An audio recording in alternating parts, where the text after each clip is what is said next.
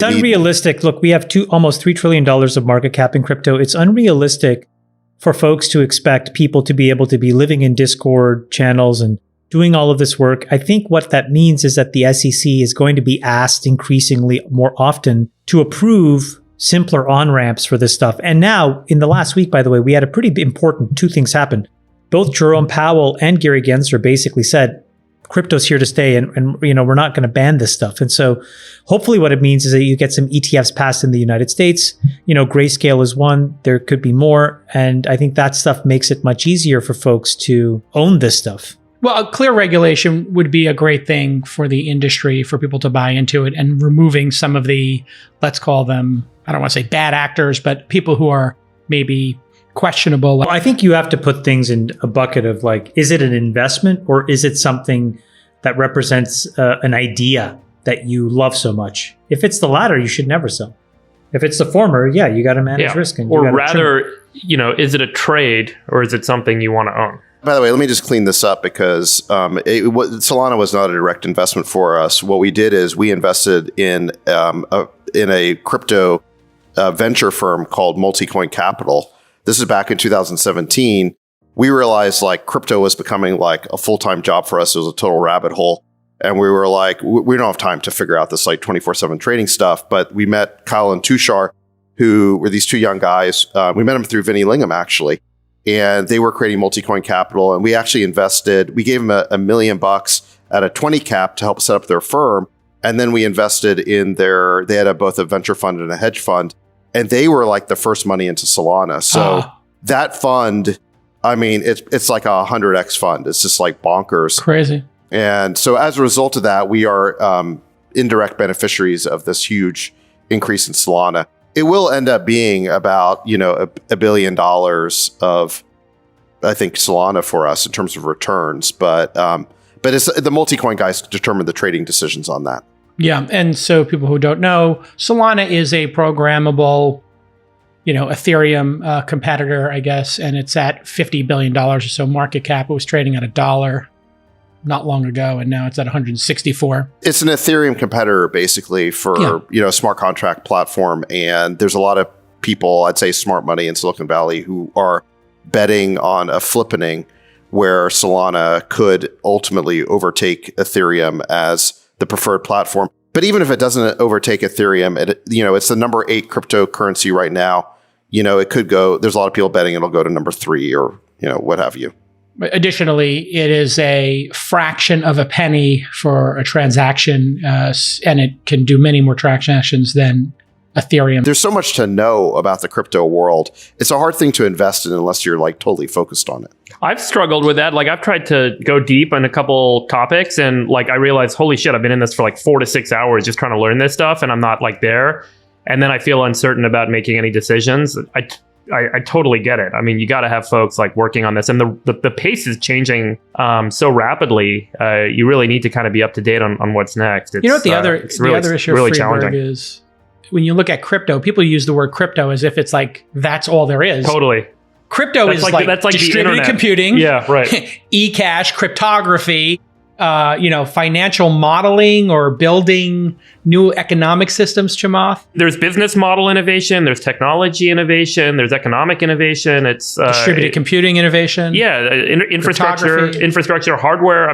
There's quite a lot of layers of activity. Chamath, are you spending time in crypto yourself, or do you have people doing it for you, or how are you kind of? Yeah, we have a lot of it, a lot of everything. So yeah, we have things. But do you go deep yourself, Chamath? How do you spend enough time to really get up to speed on all the goings on? I cherry pick and I snipe, and opportunities where I get intellectually curious and jump in. But a lot of the credit goes to my team. There's a couple folks that spend a lot of their time in it. And, we've had a couple people do extremely well for us. Similar to David's story, back in the day, I invested in Barry Silbert and DCG. Second market Barry Silbert. Yeah. And, DCG is now I don't know, I'm guessing a $20 billion company, maybe more. I don't know. So how does it mechanically work with your team? They are investigating opportunities and then they come to you and bring you, hey, we'll do a meeting and I'm going to share 4 with you. And then you say, hey, let me get on the phone with that guy. Do you basically go deep when something shows up, Chamath? No, so basically what happens is they have carte blanche to do whatever they want. And what they're typically doing is they're working with entrepreneurs to seed projects and, to get projects off the ground. And then at some point when those projects become large enough, then they'll issue tokens and, we'll get a certain allocation of those tokens. And so we've done that for, call it, I don't know, some number of projects that we think are valuable. Then along the way, they'll have certain views on Bitcoin. They'll have certain views on Ethereum. They'll have certain views on Solana, and we'll make capital allocation decisions. They tend to have the ability to do whatever they want. And then what I tend to do is just think about when it gets above, to me, I need to see the chance to make at least, in the rough justice around, $500 to $1 billion. And then I'll get involved. But otherwise, they just kind of run the whole thing. Let me ask you guys a question here. When you look at the market caps of these projects, it seems like things are changing. Cardano is number 3 now.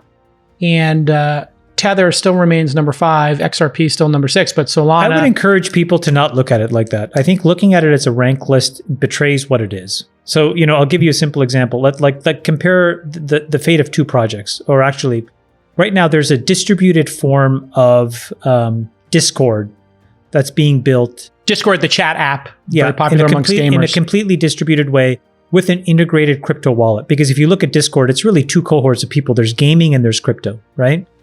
So, those are the 2 big ones, yeah. So, that's an example of a really interesting product that has some real potential. Then if you look at something like DeSo is a decentralized social programming framework. Then if you look at something like Helium, that's completely about building a large distributed, connection of on-ramps to the internet, so internet connectivity. So those are 3 completely different ideas with 3 completely different paths to success. If to invest in those tokens, you have to believe in 3 totally different sets of things.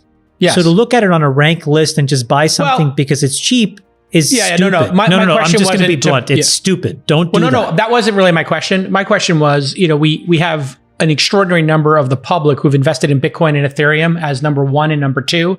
And those projects feel maybe stagnant when compared to the dynamism of what I'll call, the projects launched in the last 3 or 4 years. Because they're at a different, but you're talking about confusing. Again, that's what I mean. Those are layer 1 protocols, right? Meaning they are at the core substrate of how all of crypto is going to work. Then you have these other projects that build on top of these things in different ways or build around them. So my point is, if you don't want to take the time to understand which layer 2s you want to own and which layer 1s you want to own and why, I think you're much better off. I understand your point. My point buying an ETF or something else, because there are ways to own these things. So for example, David, Solana does not need Ethereum to exist. So my point is, do we see a day when this, the past decade has been about Bitcoin and Ethereum? Do we see a day when maybe people stop buying those and start buying these new ones? Anything's possible, but here's the evolution in our thinking. I mean, the first step was realizing, okay, we need to own Bitcoin. Why? Because, there's now enough evidence where a decade or more than a decade into this, nobody has been able to essentially counterfeit a Bitcoin. It is, new money. It is better money. So I'm not going to convince people right now of the argument for Bitcoin, but if you believe in it, that's sort of the first step is you realize you really need to have 1% to 2% of your portfolio in Bitcoin in the event that fiat money sort of becomes debased and eventually you move to crypto. Then you realize, well, wait a second, Bitcoin is just one application of blockchains. There's a bunch of applications of blockchains. So maybe we need to own not just sort of, digital money, but we also need to own the underlying blockchain platform. And that leads you to Ethereum.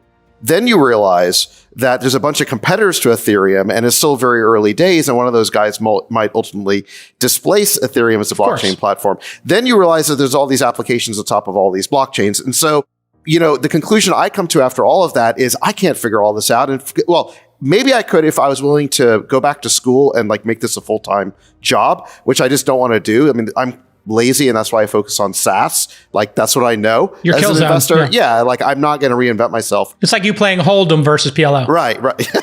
Right, exactly. So, but this is why we partner with Multicoin Capital. So what I would just say is like the idea that you as an individual investor are going to like, pick off the one cryptocurrency here or there to invest in. I mean, that's going to be a lottery. I would find a manager basically who is really good, who has a track record, who understands this stuff. Our approach is to hire very young, extremely technical computer scientists and mathematicians to basically do the work. That's working. Yeah. And, one of the things that I think these guys do, and the reason why it is very helpful for them to be computer scientists, is these are all open source projects. So they go look at the repos. Just go look at You can actually see the changes being made. And this is like, do you realize there's only 12 people who are actively working on Solana in the But you need to look at all the code check-ins. 7 of them work for Solana. You need to look at all the code check-ins. You need to look at the velocity of the code check-ins. Yes. So you can see like how many projects are being created on these platforms. The white papers are also really exceptional. Like if you read these white papers, they're really incredibly thoughtful and well written, and you can really understand what their goals are, and you can make some informed decisions there. But again, if you're not going to be in the business of being in this ecosystem, because I think David's right, everything is moving so fast. What's successful today could be just a dog tomorrow, and vice versa. That I think speculating in this market will not only will it be super volatile, but more than likely you're going to lose all your money. So I would encourage people to not speculate in crypto. I would encourage you to figure out an elegant way of having an abstracted bet, if to the extent you care about it.